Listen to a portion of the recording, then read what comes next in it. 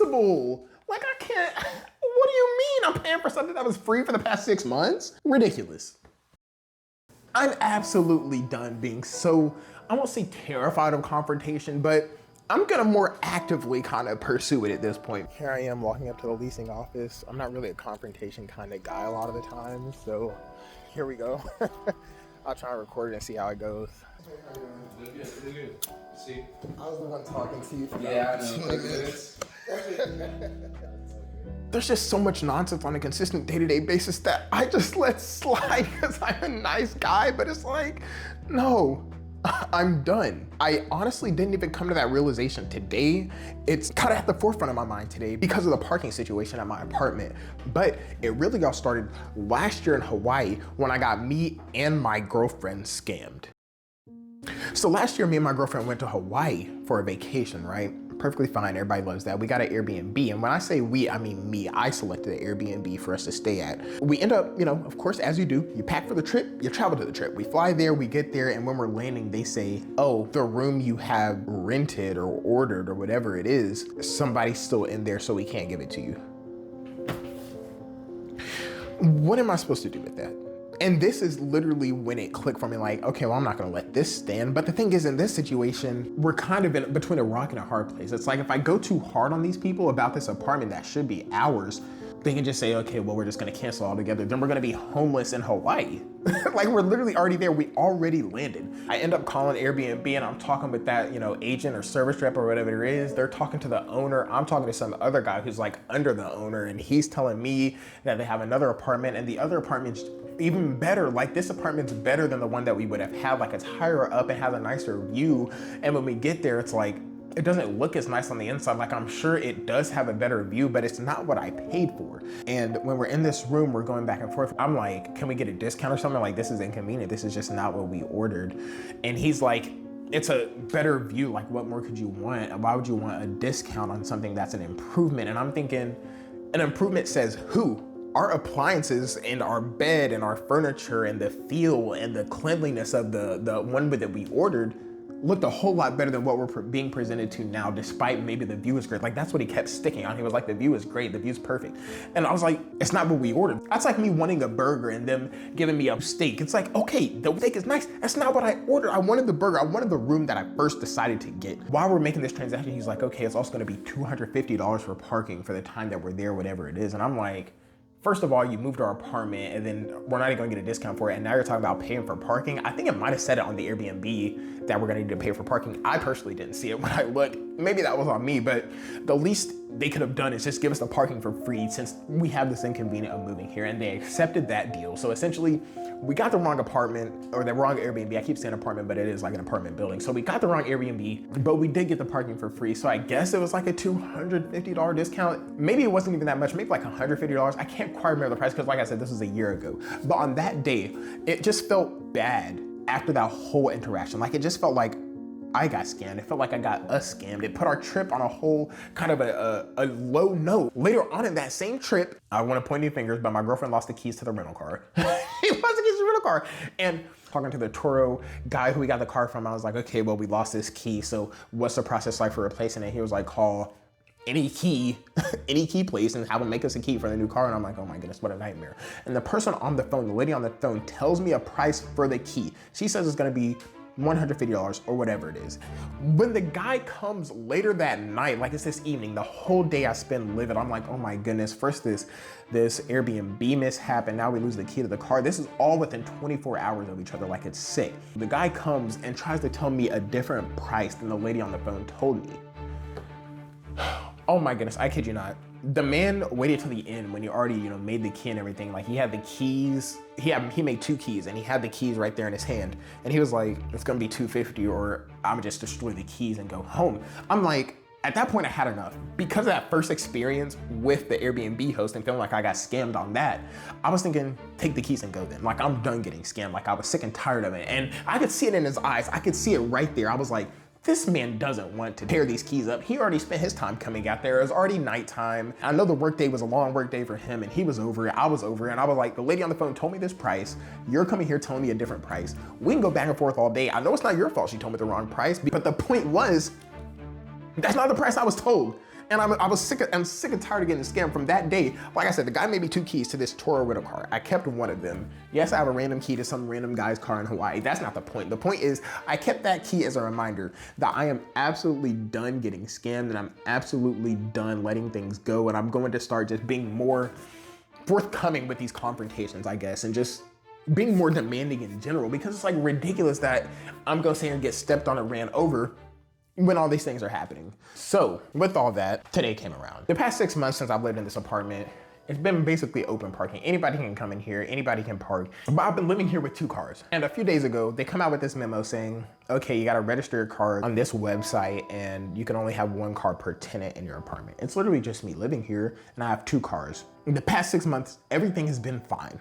Why in the world now am I only allowed to have 1 car? I went back and forth with the guy on the phone for like 20 minutes and I ended up, I wanna say sheepishly just hanging up the phone thinking, oh, okay, whatever. I guess I'll figure it out. Oh boy, like a little pushover. I don't even know what the word is. And it just didn't sit right with me. I thought back of that Hawaii incident and I thought back to the Hawaii incidents, I guess I should say. And I was just thinking like, I can't go down without fighting again. Like I have got to say something. And I was going over it in my head. I was trying to work out. And when I was running on the treadmill, it just kind of ate away at me. I was like, it's hard to focus on my workout when I see a tow truck drive past and I'm like, this is a scam. Like why are they just now gonna start towing? And I want this to be clear. I could be in the wrong on this. It does get kind of crowded parking. Maybe I shouldn't have 2 cars, but it just feels like the precedent was set that I could have 2 cars because I've had it for the past 6 months. So why in the world now are you gonna be so steadfast on me only having 1 car? Like that truly does not make any sense to me. So today I said, I'm gonna go down and have a face-to-face confrontation, which is almost unheard of for me. Like I tend to shy away from conversations like that and confrontation like that. And I recorded the whole thing because I was like, I can do this. I had to put myself up, my heart was racing walking over there for a thing that's really, truly, probably not that deep. But I said, let me do it, and we had a conversation about it. Okay, I'm here editing this video, and it's literally a 24-minute, 33-second long argument about me having 2 parking spaces. And I've done my best to edit it down as much as I can. I'll probably put a timestamp on the screen or something of where you can skip it all. But honestly, I'd listen to it because it's a pretty entertaining argument, I think, because I feel like I'm making some pretty good points. And this man, I feel like he was saying a bunch of nonsense, but let me know if I'm wrong. Okay, back to it. Yeah, because it still just doesn't sit right that it's like worked out for the past 6 months. And it's like all of a sudden I can't have 2 cars. Yeah. It's like I don't understand what's... There's a couple people that are happy, having trouble coming to that information. I don't know. I don't know what else you want me to say. There's gotta be a way. There's not a way. But why though? Like, it just feels like if it's truly been working out the past 6 months, I just don't understand what causes such a sudden change for what appears to me is no reason at all. Yeah, no. Well, the reason is that rules and regulations, and then the second reason would be fair housing. So because we have that rule in place for other people, can we start with the first one, the rules and regulations? The rules are that we're putting into place the rule of 1 car per leaseholder. You're putting it into place. Yes, we're putting it into place. And you couldn't put 2 into place? Like I don't understand. Like why? Because it's like a lot of people don't have 2 cars. Most people don't have 2 cars. I would say 99% of people don't have 2 cars. So it just feels like I wouldn't understand why for the few that do, and it's been working out for the past, I keep saying 6 months because that's when I moved in. Why would that not still be okay? Because that brings us to our next point, fair housing. Because if I do it for 1 person, then that means I have to do it for everybody. If the case and scenario was that everybody had 2 cars, which it's not. But that just means that I would have to do it for everybody. So yes, if we were to put into place the rule and regulation saying that everybody is permitted to have 2 vehicles, in which if that was the case, we would not have any parking on the property at all, which is not the case, right? But that's what would be the thing, is that if everybody was permitted to have 2 vehicles, then we would have to keep that rule for everybody. So you're saying a rule that's clearly never going to come to fruition. Stuff like that happens. Now, also inherently too, somebody that might have a business or might be doing a side work as far as like car maintenance and stuff like that, they may have 2 or 3 or 4 vehicles. It happens quite It seems often. like with each of those situations, though, that is a rule that could be in place. We're not a mechanic shop. You can't have cars out here doing maintenance on them, have cars for maintenance. Like, it's just, I feel like there's other ways in which you can enforce these rules than for the 2% of people here that have 2 cars. It's actually, it has always been in place, and it was always in place, the car parking situation. The only thing is that, my bad. No, that's fine. We didn't have it in place because we weren't ready to do it just yet, to start towing. What was the difference? Like, what made it ready now that it wasn't 6 months ago? Like, it's truly like, if there's spaces available. This scenario, this scenario right here, is why it didn't happen the first time we took over. Because then we'd have a lot of people coming in and having questions, and then we'd have to do a lot of other things. That's where I proved report wrong. Is I'm saying, if I were to allow everybody to have 2 permits, everybody would take. What?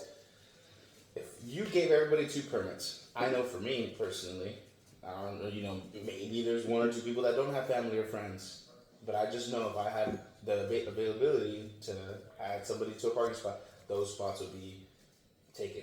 Like, you know what I mean? If that was the truth, Like, what is the difference between before this rule went into place? Does that make sense? Like, why was everybody not just running rampant having 5 cars before you put this rule into place? If it's a situation where, now I have 2 spots, I can get another car. Thank God, that's the only thing that was stopping me. It's like, that wasn't the case. The case was, there were essentially, for all senses and purposes, there was no rules and regulations between who could come in here and park and who couldn't. So it's like, now that there's 2 spaces per person, which is what I would propose, it just seems like I don't understand why now all of a sudden everybody's gonna have 2 cars. Like, that just doesn't add up to. Like, You're missing the point. You're missing the point. I just told you for one very important reason, and it actually affects your safety. One of them is, if I have somebody living with me and they're not in the lease agreement, they can be an axe murderer. If and when it makes it a little bit harder for an axe murderer to live here, that's why we do it. That's why we have rules. You get me? You're registering a car right now. You're registering a car. We're going back and forth. I'm gonna have to just, dude, bro. Like, again, rules and regulations. We have rules and regulations for a lot of things. If you know who the car's registered to, when you know who's living here, is my kind of question. No. Because I'm allowing you, if I were to allow you to have 2 vehicles, how do I know that there's not somebody living with you? It's not a single person applying and having, no, it's not registered that way. Now, do you get that part?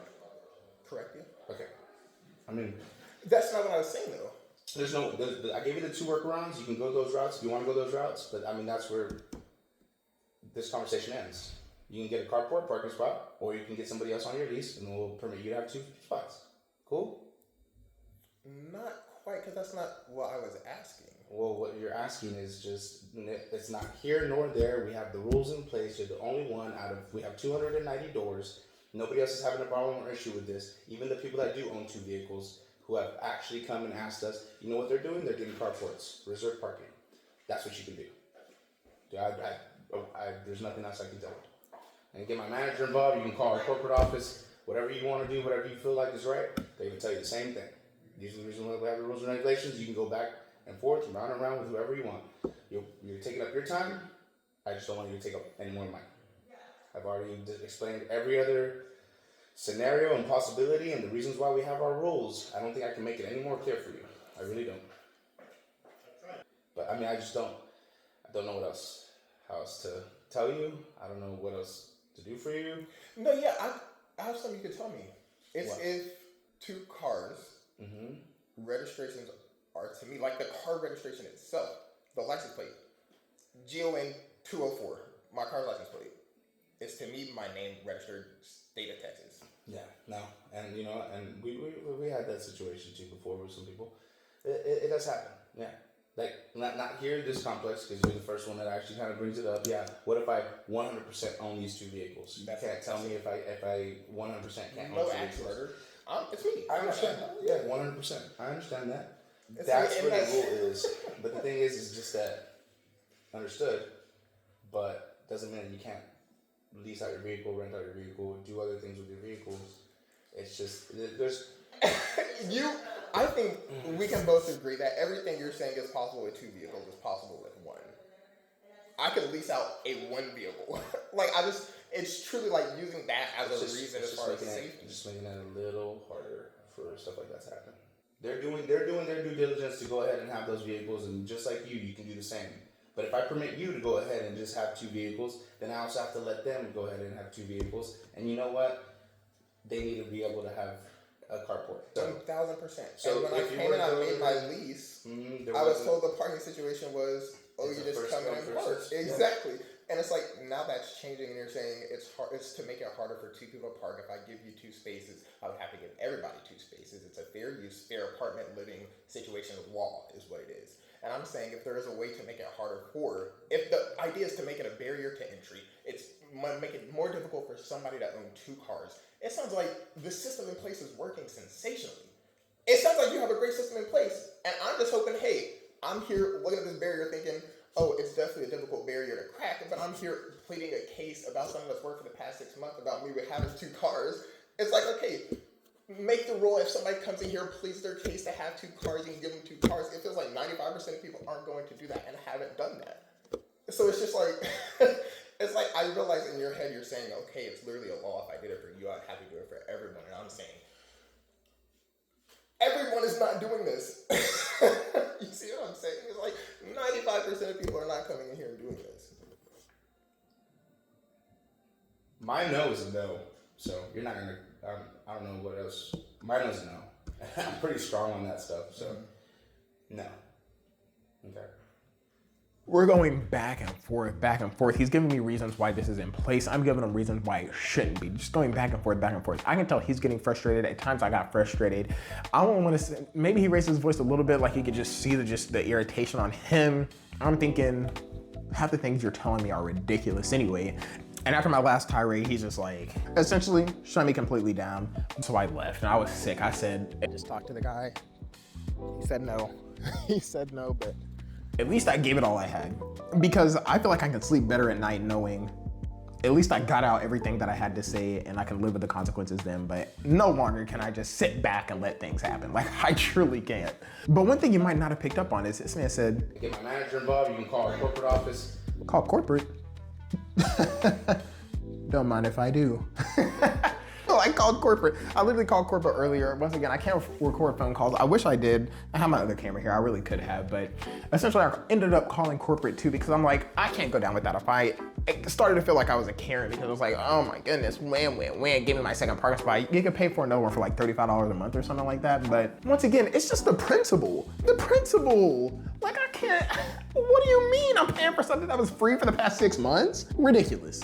To me, once again, I could be wrong. I could be in the wrong. This is me editing again. There's a couple things missing from kind of like the plot line of the story. One, I did call corporate. I talked to the lady on the phone. We went back and forth a little bit. She was like, they told you to call corporate for this kind of problem? I was like, yes, they told me to call corporate. I didn't understand what the problem was. I felt like they could override it, but he told me to call them. So I called her. She wrote my name down and said she'd get back to me in a few days.